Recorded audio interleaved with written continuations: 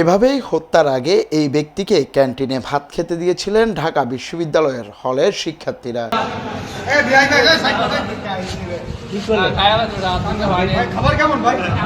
এর আগে গতকাল বুধবার সন্ধ্যায় ওই ব্যক্তিকে চোর সন্দেহে আটক করে ঢাকা বিশ্ববিদ্যালয়ের ফজলুল হক মুসলিম হলের শিক্ষার্থীরা। পরে চোর সন্দেহে মূল ভবনের অতিথি কক্ষে নিয়ে তাকে মারধর ও জেরা করতে থাকে তারা। এক পর্যায়ে তাকে নিয়ে হল ক্যান্টিনে খাওয়ানো হয়, যা ইতোমধ্যে সামাজিক যোগাযোগ মাধ্যমে ছড়িয়ে পড়ে।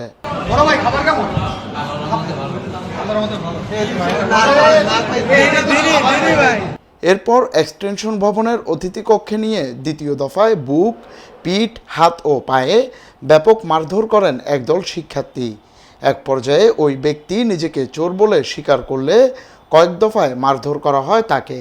তারপর রাত 12টার দিকে ঢাকা মেডিকেল কলেজ হাসপাতালে নিলে দায়িত্বরত চিকিৎসক তাকে মৃত ঘোষণা করেন।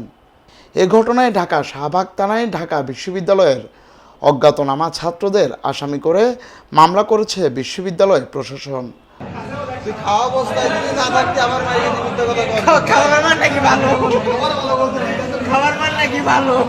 নিউজ ডেস্ক, স্বাধীন কণ্ঠ।